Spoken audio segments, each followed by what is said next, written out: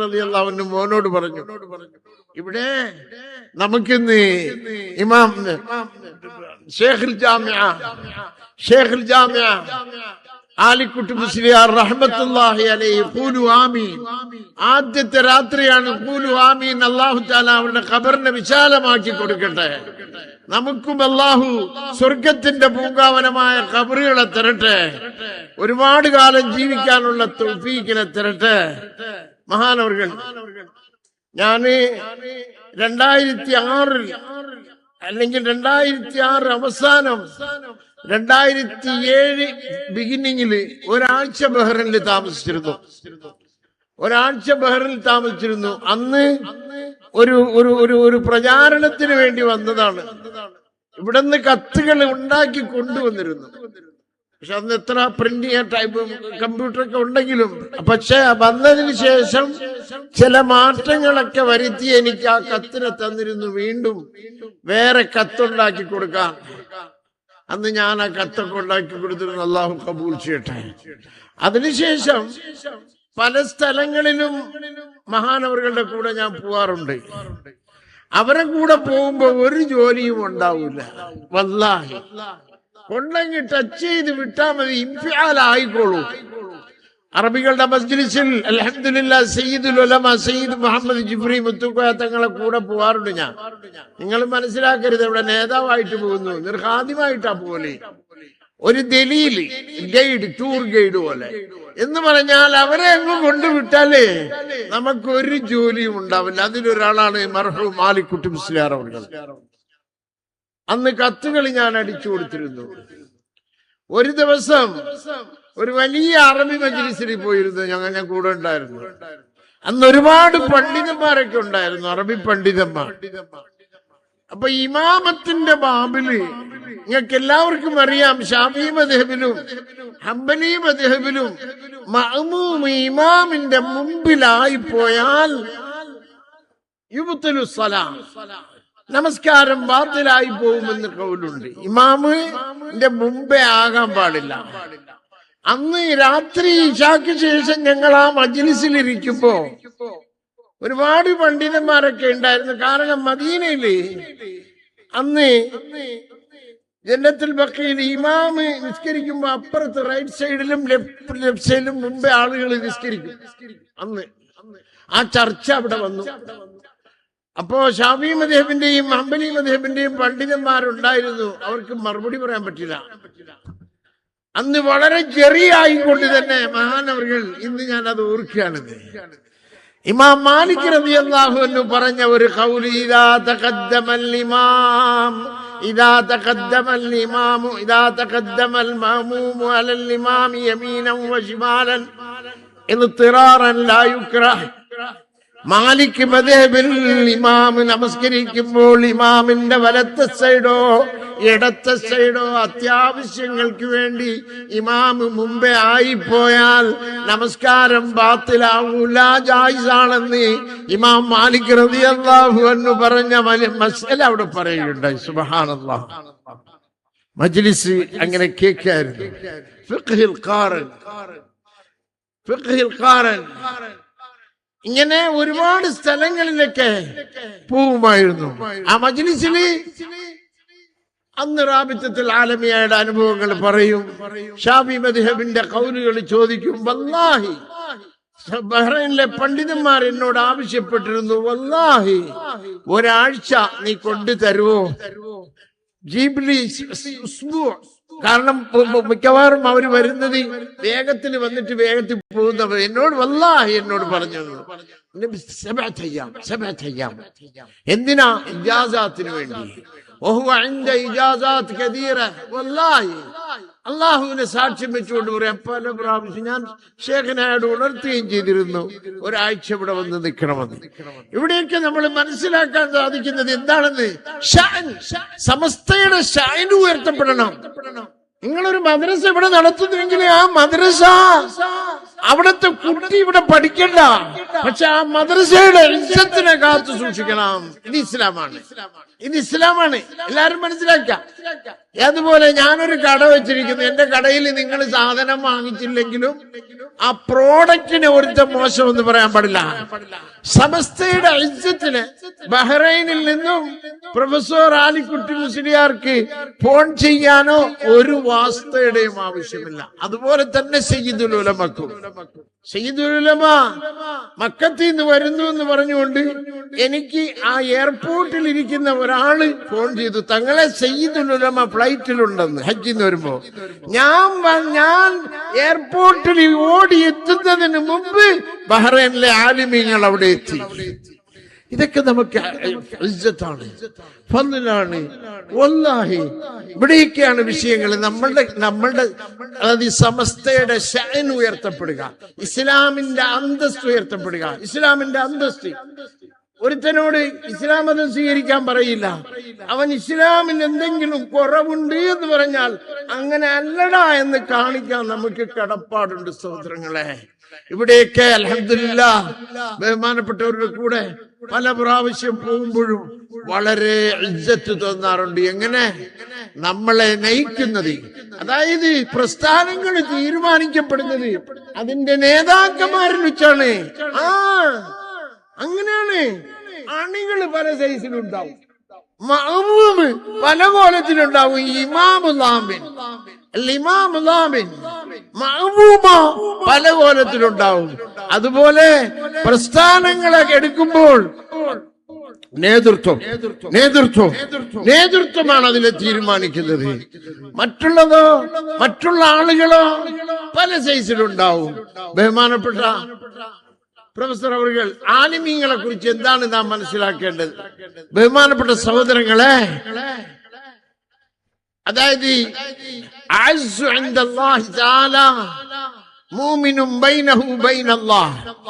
അള്ളാഹുവിനും മൂമിനിക്കും ഇടയിൽ ഒരാളുണ്ടോ എന്ന് ചോദിച്ചാൽ അത് ആലിമീങ്ങളാണ്. ഇത് ഞാൻ പറഞ്ഞ വാചകമല്ല. ഖുർആനിൽ ഷഹിദല്ലാഹു അന്നഹു ലാ ഇലാഹ ഇല്ലാ ഹുവ വൽ മലായികതു വഉലുൽ ഇൽമി ഖായിമൻ ബിൽ ഖിസ്തി ലാ ഇലാഹ ഇല്ലാ ഹുവൽ അസീസുൽ ഹകീം. അല്ലാഹ് പറയുന്നു രണ്ടുപേരെ, അല്ലാഹുവിന്റെ കൂടെ രണ്ടുപേര്. ഷഹിദല്ലാഹ് എന്താണ്? അന്നഹു ലാ ഇലാഹ ഇല്ലാ ഹുവ, ലാ ഇലാഹ ഇല്ലല്ലാഹ് എന്നുള്ള അഫ്ളലു മാ ഖുൽതു അന വൻ നബിയ്യൂന മിൻ ഖബ്ലി എന്നുള്ള ആ തത്വത്തെ വിളിച്ചു പറയുവാൻ രണ്ടുപേരെ അല്ലാഹു തിരഞ്ഞെടുത്തു. ആരാണ്? വൽ മലായികത്തു, മലായിക്കത്തുകൾ. ആരോട്? മലായിക്കത്തുകൾ അള്ളാഹുവിനോടും നബിമാർക്കും ഇടയിൽ വാസ്തയാണ് മലായിക്കത്തുകൾ. പിന്നെയോ ഉലുൽ ഇൽമി ഖായിമൻ ബിൽ ഖിന, ആലിമീങ്ങള്. നോക്കൂ, പണ്ഡിതന്മാര് പറഞ്ഞു ഇതിനേക്കാളും ഉയർന്ന ദറജയില്ല. ആലിമീങ്ങൾ ബൈനഹു വ ബൈന ഇബാദിഹി, അല്ലാഹുവിനും മൂമിനീങ്ങൾക്കും ഇടയിൽ ഒരാളുണ്ടെങ്കിൽ അത് ആലിമീങ്ങൾ മാത്രം. രണ്ടുപേരെയാണ് അല്ലാഹ് പറഞ്ഞത്. ഷഹിദല്ലാഹു അന്നഹു ലാ ഇലാഹ ഇല്ലാ ഹുവ വൽ മലായികതു ഉലുൽ ഇൽമി ഖായിമൻ ബിൽ ഖിസ്ത്. തഫ്സീറിൽ പറഞ്ഞു രണ്ടുപേരെ അല്ലാഹ് തിരഞ്ഞെടുത്തു. ആരാണ്? ഒന്ന് മലായിക്കത്തുകൾ. അവരാരെ കൂടെയാണ്? നബിമാർക്കും അള്ളാഹുവിനും ഇടയിൽ. നമ്മളുടെ ഇടയിൽ മലായിക്കത്ത് വരുന്നുണ്ടോ? അള്ളാഹുവിനും മൂമിനീങ്ങൾക്കും ഇടയിൽ ആരാണ്? ആലിമീങ്ങൾ, വറസത്തുൽ അംബിയാ. സുബ്ഹാനല്ലാഹ്, ആലിമീങ്ങളെ പോലെ ഓരോ നിമിഷവും ഖബറിൽ ഹസനാത്തുകളെ ഉയർത്തപ്പെടുന്നവര് നബിമാർക്ക് ശേഷം ആലിമീങ്ങൾ ഒഴിച്ചാലേ ഉള്ളൂ. നബിമാർക്ക് ശേഷം ശുഹദാക്കളും സിദ്ദീഖീങ്ങളും ഒക്കെ ഉണ്ടെങ്കിലും ഖബറിൽ ഓരോ നിമിഷവും ദറജകൾ ഉയർത്തപ്പെടുന്നത് നബിമാർക്ക് ശേഷം ആരാണ്? ആലിമീങ്ങൾ.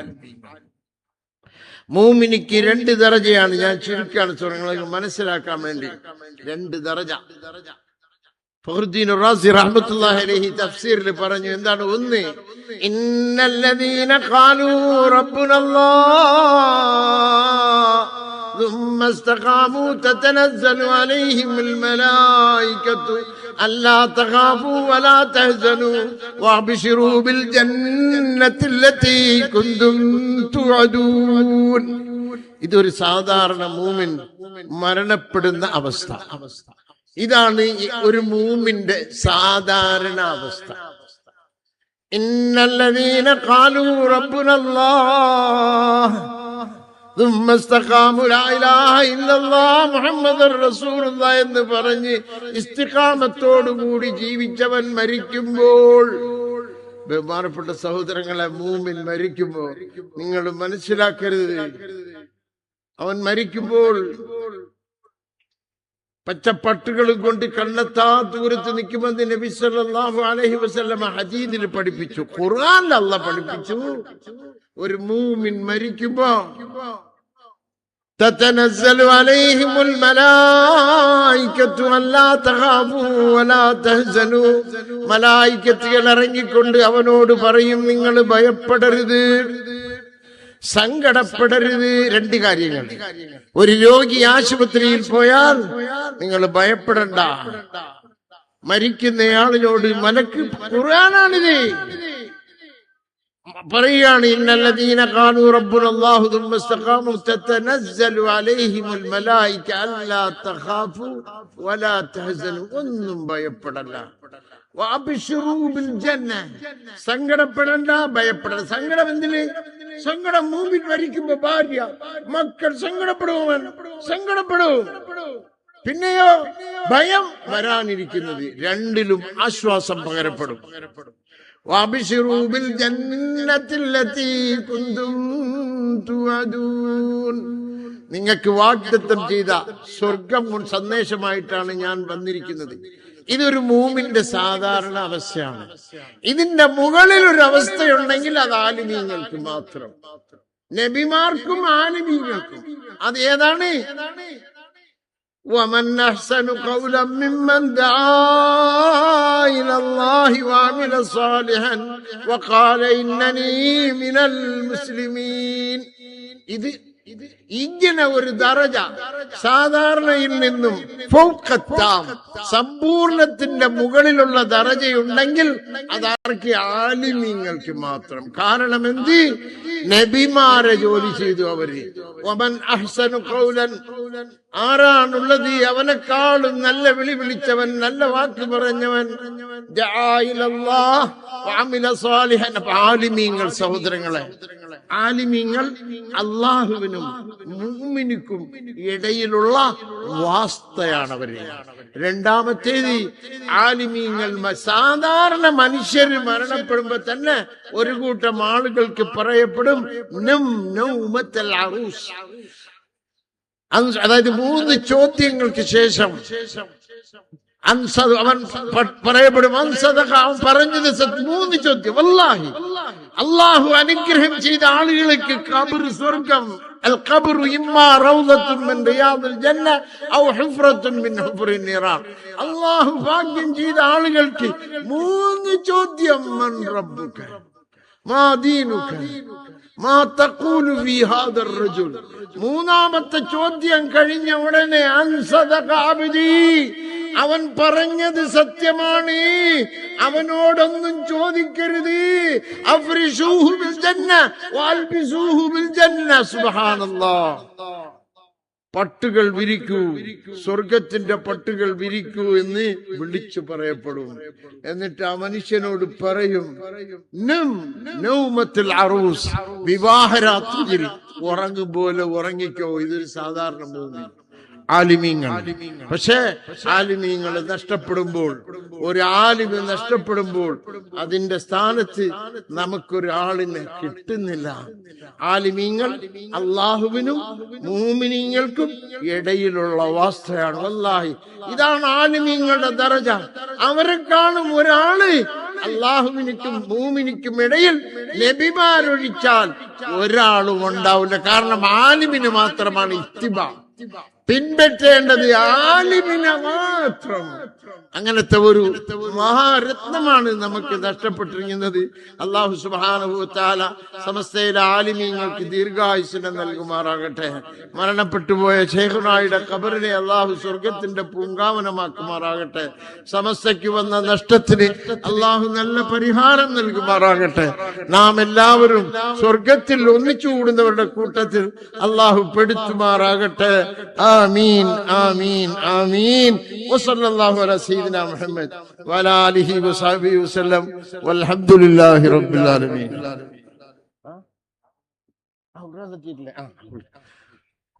അറബിയിൽ പറയും കുബ്ർ ചെയ്യുന്നത്. വയസ്സായാല് യാസീനിൽ പറയുന്നില്ല, വമൻ അംറുഹു നുനക്കിസുഹു ഫിൽ ഖൽഖ് അഫലാ യഖിലു. വമൻ അംറുഹു വയസ്സ് കൂടി കൂടി പോകുമ്പോ നുനക്കിസുഹു ഫിൽ ഖൽഖ്. ഉദ്ഘാടനം പറഞ്ഞിട്ട് ഉദ്ഘാടനം ചെയ്യാം. ബിസ്മില്ലാഹിർ റഹ്മാനിർ റഹീം വസല്ലല്ലാഹു അലാ സയ്യിദിനാ മുഹമ്മദ് വഅലാ ആലിഹി വസഹ്ബിഹി വസല്ലം എന്ന് തുടക്കം കുറിക്കുന്നു. വാഖിറു ദഅവാനാ അൽഹംദുലില്ലാഹി റബ്ബിൽ ആലമീൻ. അസ്സലാമു അലൈക്കും വറഹ്മത്തുള്ളാഹി.